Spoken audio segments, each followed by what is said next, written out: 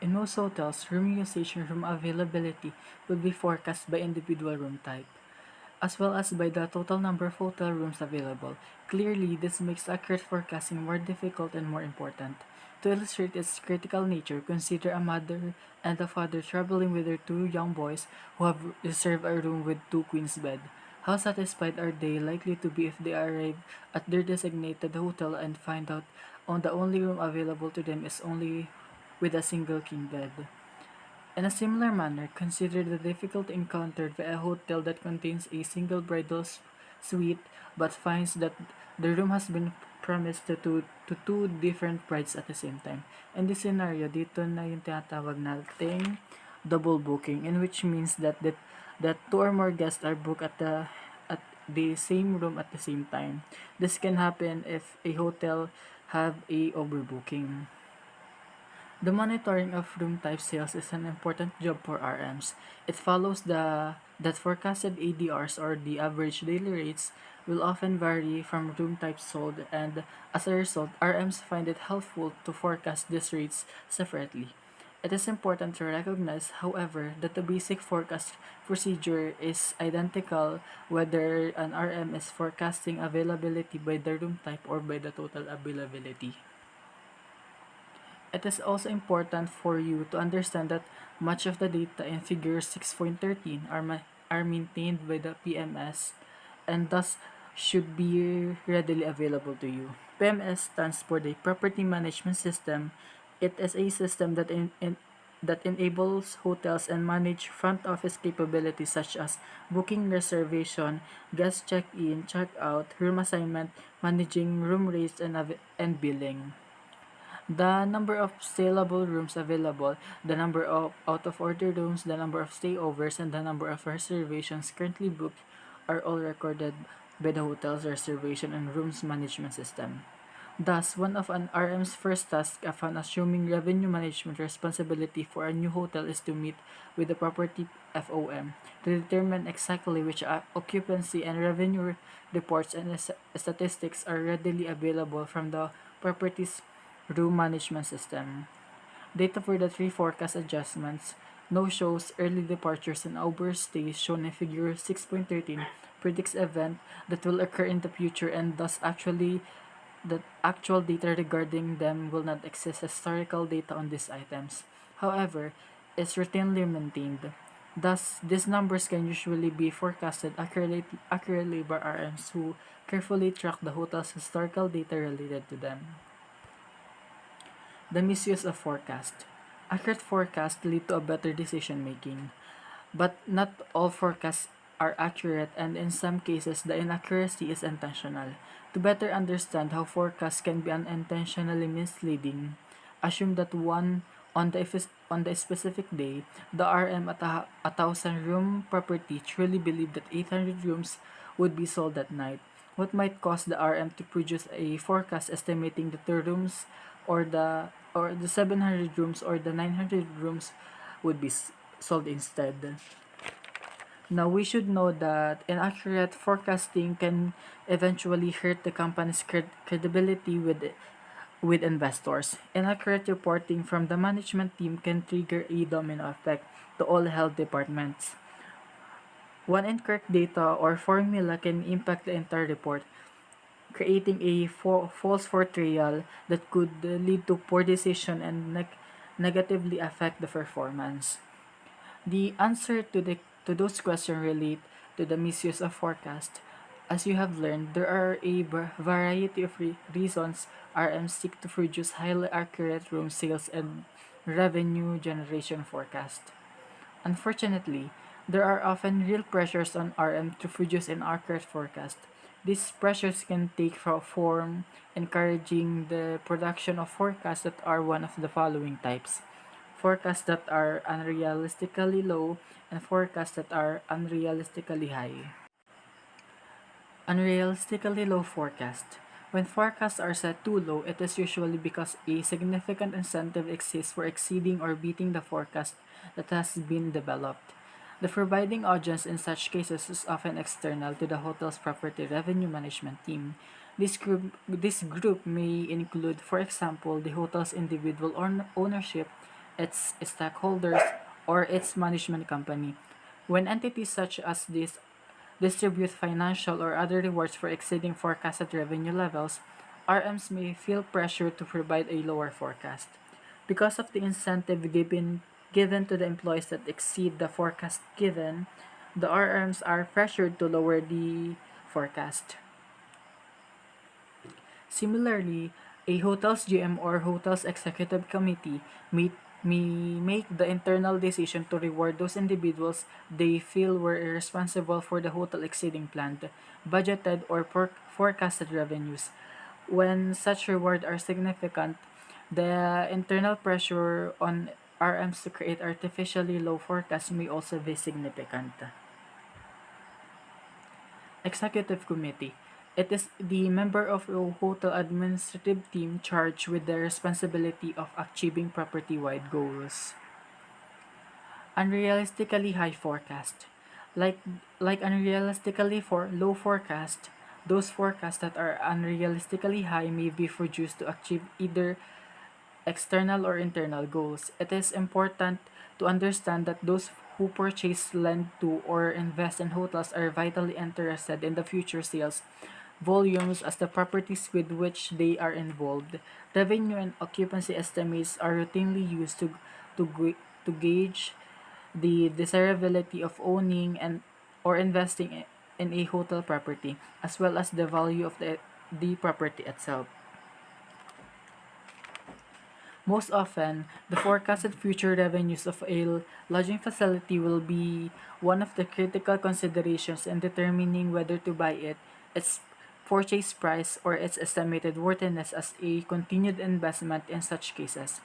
There can be significant pressure by the property sellers or current operators to produce revenue forecasts for dissemination to these investors groups that forecast significantly more income than would normally be realistic. Consider the situation that occurred in the late 2009. US RevPAR rates were down as much as 15% or more from the previous year.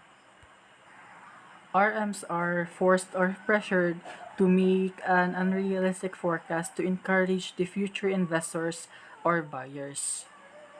Many hotels fell behind in the mortgage payments and the owners were forced to sell. Potential buyers were basing the amount they were willing to pay for these distressed assets on the property revenue generating potential. It is easy to see that in these cases, the hotel owners could exert tremendous pressure on RMs to produce overly optimistic, inflated, or even severely inflated revenue forecasts. In far too many cases, such overly optimistic revenue forecasts have been produced to encourage investment in hotels by local government entities. Yun nga yung sinabi ko kanina na kaya na-force yung RMs na gumawa ng unrealistic forecast to encourage the future investors. Many which of these are unfamiliar with the manner in which accurate lodging revenue forecasts should be produced and thus lack the sophistication needed to acknowledgeably assess the validity of the forecast. Artificially high revenue estimates may also serve an internal human resource related purpose. Some lodging professionals feel that the budget or forecast that represent a significant stretch or reach will spur those responsible for generating revenues to greater levels of effort. Thus, for example, if a 75% occupancy is the realistic expectation for a given month, the forecast for that month may instead be set at 80% in the effort to encourage those involved in selling in the property to work harder. If forecasts are indeed set artificially high in an effort to motivate staff or greater sales effort, it is important for RMs to understand that the forecast have been become a motivational tool, and not purely a revenue management tool. This is certainly nothing inherently wrong or unethically about utilizing a difficult to achieve target, goal, or budget as a means of motivating those individuals responsible for an organization's revenue generation. However, making an accurate forecast should never be the goal of a professional RM. Rather, this RM should make it clear that their own goal is to produce revenue forecast that truly reflects their best interpretation of available data and the application of their honest insights of that data. An accurate forecast simply should not be based on hope, deception, or greed as an overriding forecast strategy, although it would be naive to say that RMs should refuse to modify their forecast in the face of the direct orders of their supervisors. It is important to recognize that RMs placing their approval on such sales estimates do so only the peril for their long-term professional reputation. Inaccurate forecasting shouldn't become a practice because it will tarnish the reputation of the company or the hotel. Demand forecast and strategic pricing. In chapter 2, you learn that the economic law of supply indicates that the higher the demand for the product, the more of it will be produced by sellers. Interestingly, in the lodging industry, that law is simultaneously valid and invalid. In the long run, those areas of the world that exhibit high demand for lodging services will certainly experience a rapid increase in the number of available hotels rooms. For example, hotel expansion in the increasingly popular tourist area in Dubai, in the United Arab Emirates or the UAE, in the Eastern Arabian Peninsula exceeded 20% each year during the 5-year period 2005 to 2009. Thus, in the long run, sellers of the hotel rooms will indeed build more rooms in the face of increased demand for them. For most RMs, however, the law of supply simply does not hold true. That is, in the short run, the number of rooms available to sell at their hotels cannot be increased, simply because demand for those rooms has increased. This hard constrained supply situation is one faced by many hospitality industry RMs, including those working in the traditional hotels, timeshare hotels, bed and breakfast, bed and breakfast, cruise ships, and other housing facilities. In fact, it is a situation faced by all RMs managing a finite product supply. It is often said that great minds think alike, and perhaps that is so. But it is certainly true that great minds think like a think. If you too like a think, then you can now clearly see that the three critical issues confronted the RMs who seek to optimize revenue in a highly constrained supply setting. First, impact of demand on price. Second, impact of price on demand. And third, impact of demand forecast on RM's pricing strategy. Impact of demand on price. RMs that are honest recognize that very few buyers are pleased to pay a higher than normal price for the same product simply because it is temporarily in short supply.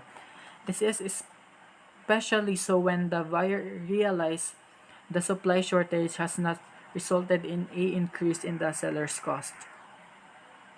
To illustrate, if you arrive at a grocery store on a Saturday morning seeking to buy a gallon of milk, but they were told that because of because many shoppers wanted to buy milk that day, the grocer had decided to double its price, your reaction would likely be not happy one. The grocer might well justify his or her action as a logical one given a limited supply of milk and virtually limited number of milk buyers.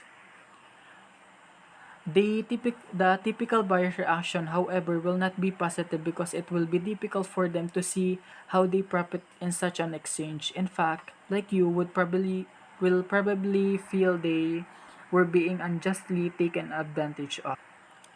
One of the best example here is the price of the face mask during the pre-pandemic, where it is labeled overpriced because it is on demand.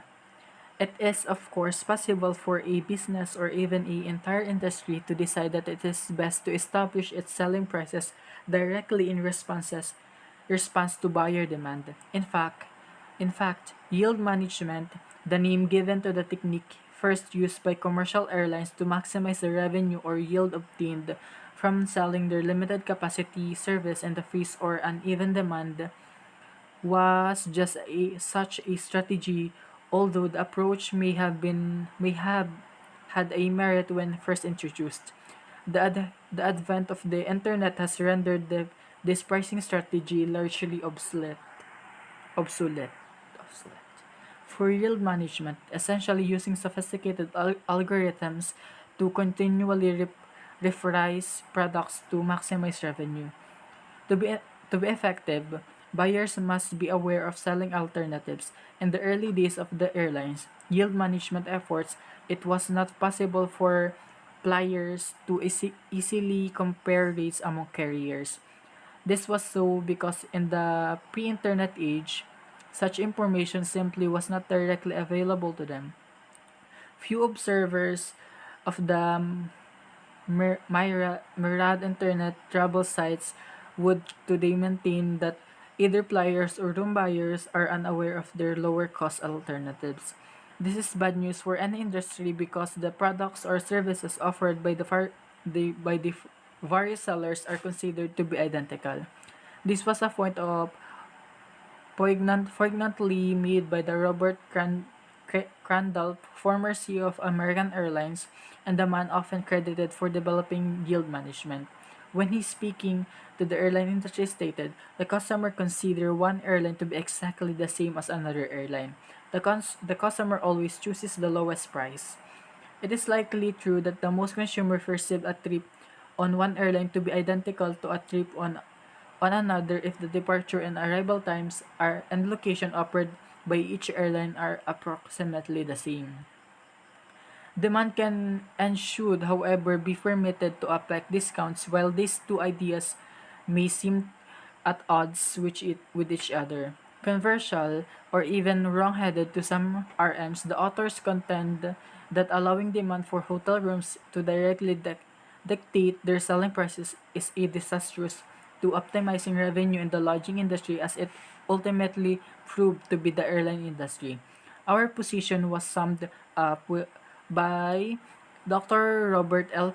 Phillips, author of The Pricing Revenue Optimization and the Price of the for the and the instructor for the Pricing and Revenue Optimization course in the Stanford University Business College MBA program when he wrote, if the desired action is to raise overall revenue, then the least controversial way is to do so is by eliminating or restricting discounts.